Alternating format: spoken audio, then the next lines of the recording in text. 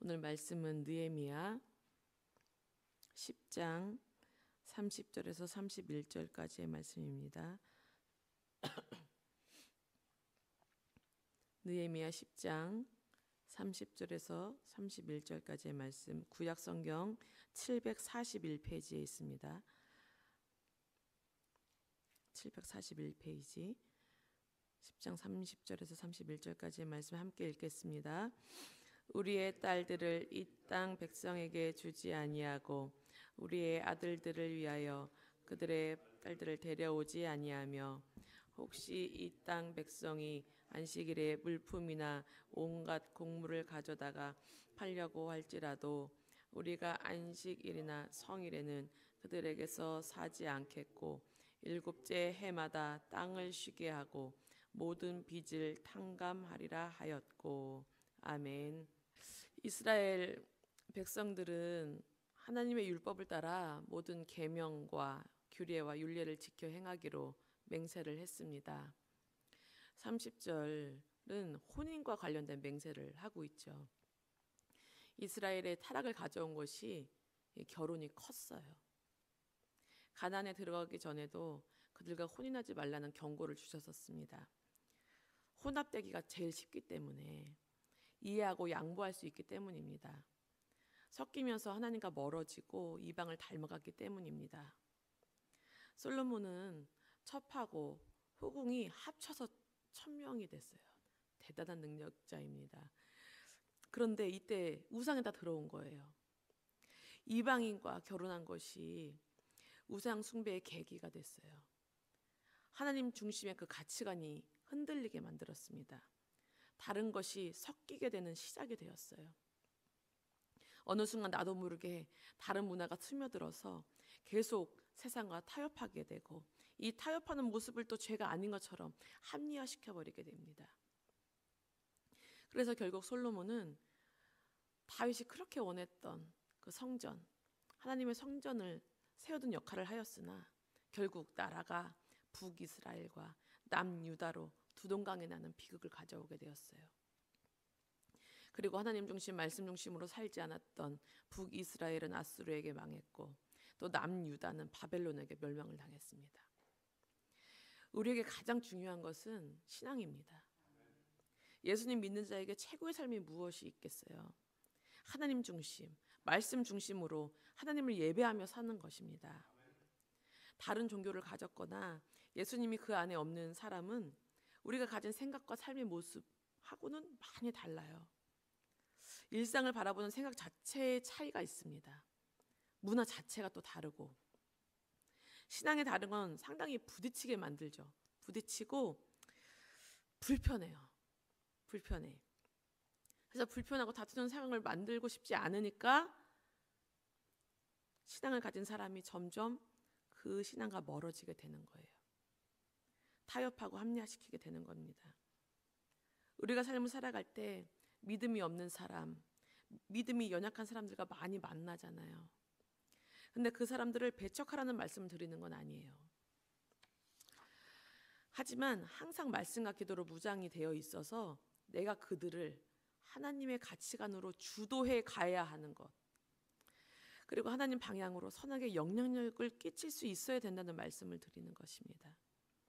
내가 그들에게 끌려가거나 내 믿음이 깎여져 가면서 하나님 말씀 쪽으로 가지 못할 때 내 믿음이 흔들려요. 그럼 그 사람과는 깊은 관계를 하지 않으시는 게 낫다라는 말씀을 드리는 거예요. 내가 살기 위해서. 신앙을 말하는 것은 배척하는 태도가 아닙니다. 사람들 그러잖아요. 나만 안다고, 뭐 배려심이 없다. 그런 태도가 아닙니다. 내가 사는 길이에요. 다 같이 사는 길이에요. 믿음 없는 사람들이 뭐라고 말했을 때, 아유, 그게 아니라, 이게 아니고, 난 그렇게 사는 사람이야. 나는 그렇게 살아야겠어. 하나님 붙잡는 게 사는 길이야. 그렇게 아주 당당하게 말할 수 있어야 합니다. 이 세상을 살아갈 때 너무 많은 우상들이 있어요. 세상이 살기 편하게 되다 보니까요, 하나님 찾을 일이 더 없어졌어요. 핸드폰만 보아도 온갖 정보가 다 나오니까요. 사실 하나님 어떻게 해야 돼요? 하고 묻는 것보다 네이버에 검색하는 게 더 빠른 거예요. A한테 물어보면 더 빠르고 더 정확해요. 유튜브로 웬만한 건 다 보고 그냥 알 수 있잖아요. 그러니까 하나님께 묻지도 않고 하나님 음성을 들으려고 하지도 않아요. 검색하면 또 바로바로 나오니까 하나님 응답을 기다리는 그 자체가 너무 힘이 든 거예요. 기다리는 게 힘들어요. 어려워요. 그래서 우리에게 주어진 그 편안함들 있죠. 편리한 것들 있죠. 그것도 우상이 될 수 있다는 것을 기억하세요. 내 편안함, 내 그 편리함이 우상이 됩니다. 그리고 세상의 즐거움으로 인한 우리의 피곤함도 우상이 될 수 있어요. 피곤함. TV에 재미난 걸 너무 또 많이 하잖아요. 그러니까 보통 저도 어렸을 때 많이 그랬던 것 같아요. 10시 되면 미니 시리즈 해. 미니 시리즈 그 드라마가 너무나 재밌어요. 그럼 그거 끝나면 11시가 넘어가. 근데 그거 끝나면 끝이 아니에요. 그거 끝나면 예능 프로그램이 또 재밌는 게 또 하잖아요. 그럼 12시가 막 넘어가요. 그러면 이제 1시쯤 돼야 이제 잠이 드는 거예요. 근데 요즘은 이 핸드폰이 또 너무 재밌으니까 그 1시쯤에 이제 누우면 끝이냐. 그게 아니에요. 또 핸드폰을 또 보는 거예요. 그러면 이제 2, 3시 넘어가는 건 기본이에요. 우리 아이들도 게임을 하겠죠. 그러니 새벽을 어떻게 깨웁니까?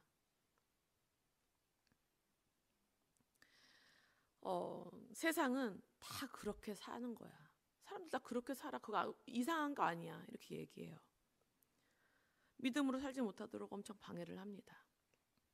그런데 우리의 심령을 믿음이 다스리면, 말씀이 다스리면 이것들도 우상이라는 것, 내가 하나님께서 기뻐하시는 것과 멀어지게 한다는 것을 깨닫게 돼요. 그럼 이런 삶을 예수의 이름으로 끊어버리게 되는 것이에요. 그래서 늘 예배, 말씀, 기도, 찬양, 이 본질을 기억하셔야 합니다. 우리가 하나님과 가까워지는 방법, 내가 믿음을 지킬 수 있게 만드는 것은 이거밖에 없어요. 세상은 이거를 고리타분하다고 해요. 진부하다고 해요. 재미없다고 해요. 그렇지만 우리는 이것을 지켜내야 합니다. 그 말에 위축되는 것이 아니라 세상에 당당해지셔야 돼요. 담대해지셔야 합니다. 31절에 안식일과 안식년에 대한 말씀이 또 나와요. 우상 숭배를 하다 보니까 안식일, 안식년은 생각도 못하고 지내는 거예요. 8장에도 에스라를 통해서 말씀을 들은 후에 회개하면서 초막절이라는 것을 지키게 되는데 여호수아 때로부터 그날까지 이스라엘 자손이 이같이 행한 일이 없었다. 이렇게 말씀했어요. 그러니까 안식일에도 그랬겠죠. 이랬겠죠. 이웃 지역 사람들이 안식일에 물건을 팔러 오면 그 물건을 그냥 뭐 주저함없이 샀죠. 또 팔기도 하고. 율법으로는 안식일에는 상거래를 할 수가 없었어요. 그런데 하나님을 섬기지 않는 사람이 물건을 팔러 오는 경우가 있잖아요. 근데 또 그것이 나에게 또 필요한 물건이야. 그럼 또 사게 되는 거죠. 사고팔고 그런 거래가 많이 이루어졌습니다. 그런데 이런 모든 것을 하지 않겠다고 맹세를 하는 거예요, 지금. 오랫동안 안식일이라는 개념이 없게 살았어요. 그런데 그것을 그만두면 여러 가지가 불편할 거예요. 경제적으로 손해가 많을 거예요. 그런데 백성들은 친정으로 회개함으로 이제부터 율법대로 살겠다고 단호하게 결심을 하고 맹세를 한 거예요. 말씀 안에서 단호함이 있으셔야 합니다. 아주 중요해요. 단호함. 시작은 어려울 수 있습니다. 갑자기 왜 그래? 이거부터 시작을 해서 아이고 얼마나 경제적으로 손해를 보겠어. 이렇게 회유하고 또 나중에 협박까지 할 거예요. 그런데 사지 않는 것이, 팔지 않는 것이 계속되면 그들도 더 이상 오지 않는 거예요. 처음이 어려워요. 그것만 잘 견디면 그들이 포기하는 겁니다. 그냥 저 사람한테는 주일에 어디 가자고 하지 마. 이렇게 되는 거죠.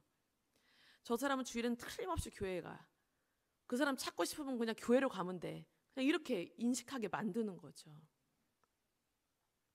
그러면 아주 편해져요. 안식년은 7년째 해마다 땅을 쉬게 하라고 말씀하신 거예요. 6년째 농사를 지어서 그것으로 그 해, 6년째 되는 해랑 또 7년째는 땅을 쉬게 하라고 했으니까 7년 때는 그 한 해를 또 놔야 되고, 그리고 이제 8년째 되는 해에 농사를 시작이 또 되잖아요. 그러면 그 곡식을 거둘 때까지 이제 놔야 되는 거예요. 6년째 그 거둔 곡식을 갖고. 대단하죠. 와, 그것을 이겨내야 되니까 3년을 견뎌야 되는 거니까. 7째 해마다 땅을 쉬게 하면 그 다음 해에 열매를 많이 맺게 하겠다. 그 말씀, 그 약속을 믿어야 이 안식년이 가능한 거예요. 레위기 25장 20절에서 22절 말씀을 제가 읽어드릴게요. 만일 너희가 말하기를 우리가 만일 7째 해에 심지도 못하고 소출을 거두지도 못하면 우리가 무엇을 먹으리요 하겠으나, 그렇죠, 맞죠? 무엇을 어떻게 하겠냐, 무엇을 먹으리요 하겠으나 21절 내가 명령하여 6째 해에 내 복을 너희에게 주어 그 소출이 3년 동안 쓰기에 족하게 하리라. 아멘. 너희가 8째 해에는 파종하려니와 묵은 소출을 먹을 것이며 9째 해에 그 땅에 소출이 들어오기까지 너희는 묵은 것을 먹으리라. 이렇게 말씀하셨어요. 한 해 쉬면 열매를 당장 거둘 수가 없어요. 그런데 하나님이 쉬라고 하니까 쉬는 거예요. 하나님이 하라고 하는 것을 하는 것, 하지 말라고 하는 것을 하지 않기 위해 몸부림치는 것이 믿음입니다. 말씀이 우리 삶을 주장하게 하고 세상을 따라가지 않고 말씀과 기도로 무장되셔야 합니다. 깨어 있으셔야 합니다. 분별하셔야 합니다. 이제 율법이요, 예수님으로 인해서 완성이 되었어요. 그래서 매일 예수님과 함께함으로 내 영혼의 쉼을 누리게 된 거예요. 특별히 안식일, 안식년 이런 의미를 두지 않아도 된다는 거예요. 매일이 나의 안식일이야. 매 순간이 하나님이 보시면서 쉼이 좋았더라 라고 말씀하실 수 있는 그런 하나님 말씀이 내 안에서 그렇게 작동하는 그런 삶을 살아내시기를 바랍니다. 기도하겠습니다. 하나님 아버지, 감사합니다. 우리에게 예수님을 보내주셔서 말씀을 듣게 하셔서 믿음을 주셔서 감사합니다. 주님, 이스라엘 백성들처럼 되지 않게 하소서. 결국 멸망당한 후에 회개함으로 돌아와서 이렇게 맹세하는 일이 없게 하소서. 지금 우리가 깨닫게 하시고 일찍이 이 말씀을 주셨으니 이 말씀을 보고 이렇게 살지 말아야겠구나. 나는 말씀을 붙잡아야겠구나. 내가 사는 길이 이 길이구나. 깨닫고 바로바로 돌이킬 수 있는 우리가 될 수 있도록 도와주시고, 정말 오늘 하루도 말씀이 내 안에서 작동하고 역사하는 그런 삶을 살아갈 수 있도록 성령이여 도와주시옵소서.